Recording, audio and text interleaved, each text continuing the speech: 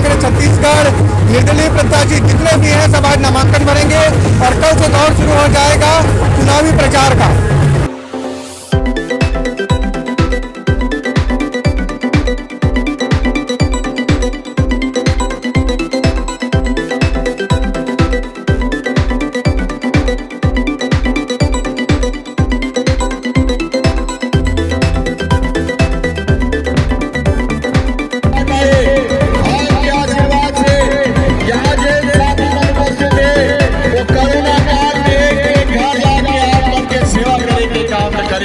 आज कांग्रेस प्रवेश करा गया है, किनका प्रवेश हुआ? अब तीन चार बड़े बड़े जो कार्यकर्ता हैं, अब वो लोग कांग्रेस प्रदेश कुछ जोगी कांग्रेस से कुछ और अन्य पार्टियों के जो लोग हैं, उन्होंने समय होकर के कांग्रेस प्रवेश मंच में आकर के किया, उनका स्वागत है। आज नामांकन का आखिरी दिन है, नामांकन के लिए आखिरी दिन है, क्या देखिए हमारे कार्यकर्ता में उत्साह है। माननीय प्रभारी मंत्री जी आए हैं, मोतीलाल देवांगन जी आए हैं, सारे लोग यहाँ पर हैं, काफी उत्साह और जीत हमारी होगी, मेयर बनेगा, सारे पार्षद जीत के आएंगे, इसका हम दावा करते हैं। आज नामांकन का आखिरी दिन है, किन मुद्दों के साथ आगे बढ़ रहे हैं? देखिए विकास के मुद्दों पे ही हम आगे बढ़ेंगे।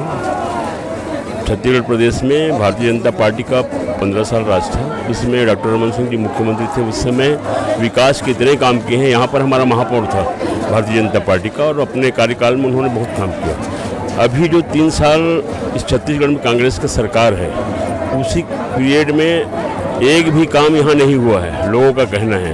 हम गांव मोहल्ले गए हैं तो हम विकास के मुद्दे को लेकर के चलेंगे। प्रदेश में पूर्व में 15 साल का विकास और अभी जो हमारे देश में प्रधानमंत्री नरेंद्र मोदी जी का जो योजना चल रहा है, उस योजना को लेकर के हम आगे बढ़ेंगे। भारतीय जनता पार्टी डॉक्टर रमन सिंह जी की सरकार के समय 15 साल में किए गए विकास और 3 साल से कांग्रेस की सरकार ने जिस प्रकार से नगरीय संस्थाओं का विनाश किया, शहरों में विकास नहीं हुआ। जो विकास भारतीय जनता पार्टी ने किया था उस विकास को भी इन्होंने छोड़ दिया। जो भी स्वीकृत काम थे डॉक्टर रमन सिंह जी के समय पे वही काम हो रहे हैं और इन्होंने कोई काम नहीं किया। शराबबंदी का वादा किया, वो पूरा नहीं किया। संपत्ति कर अदा करने की बात कही, वो नहीं किया। बिजली बिल हाफ की बात की, स्वयं सहायता समूहों की बहनों के कर्जे माफी की बात की। मैं अगर पूरे वादे गिनाने चाहूं तो 36 के 36 वादों पे ये फिसड्डी साबित हुए। इस प्रदेश को कंगाल बना दिया। जो प्रदेश प्रगति के रास्ते पर चल रहा था, विकसित राज्यों में गिना जा रहा था, उस राज्य के पे कर्ज लाद कर 37,000 करोड़ रुपए का 3 साल में कर्जा लेकर भूपेश बघेल सरकार ने इस प्रदेश को दिवालिया घोषित कर दिया। बीरगांव नगर निगम के लिए सभी पार्टियों ने अपनी ताकत झोंक दी है। हमारे साथ हैं ओम प्रकाश देवांगन जी। ओम प्रकाश जी, कैसी तैयारी है जनता कांग्रेस की? देखिए हमारी तैयारी आज से नहीं है, वो पिछले 3 सालों से हमारी तैयारी है और निश्चित रूप से बीरगांव क्षेत्र की जनता ये देख रही है कि कांग्रेस और भाजपा को देख चुकी है। उन्होंने उनके लिए कुछ भी नहीं किया है। विकास के नाम में पीछे 10 साल हम पीछे जा चुके हैं बीरगांव नगर निगम में। इसलिए बीरगांव की जनता जो है जोगी कांग्रेस के ऊपर आशा भरी निगाहें से देख रही है।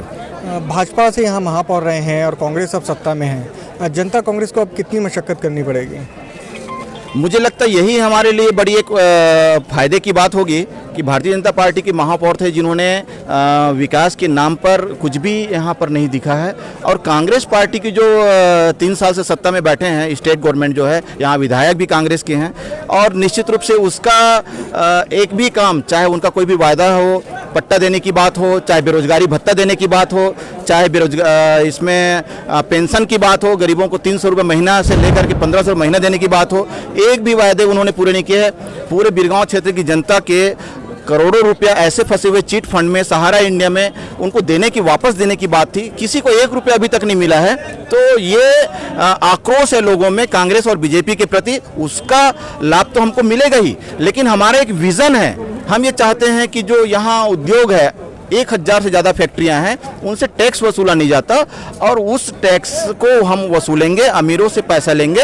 और हमारा एक विजन है, जो गरीबों का टैक्स माफ़ करेंगे, जो पिछला बकाया है, आने वाले समय में उनको टैक्स नहीं देना पड़ेगा, उनकी पूरी टैक्स माफ़ करेंगे और गरीबों का टैक्स माफ़ करके अमीरों से पैसा लेंगे और उन्हीं पैसे से क्षेत्र का विकास करेंगे।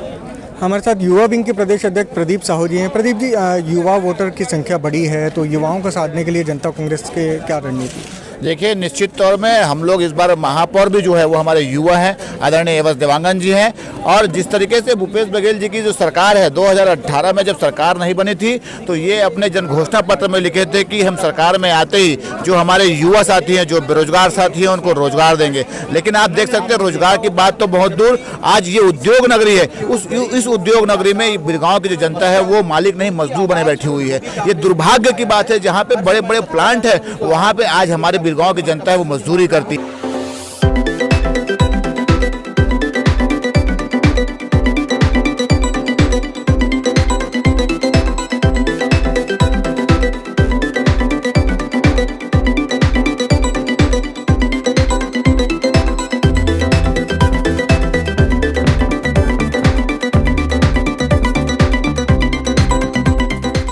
बिरगांव नगर निगम के लिए चुनावी बिसात बीत चुकी है। आज नामांकन का आखिरी दिन है। सभी पार्टियों से नामांकन भर दिए गए हैं। निर्दलीय प्रत्याशियों ने भी नामांकन भरे हैं। अन्य खबरों के लिए बने रहिएगा Pawna.in के साथ।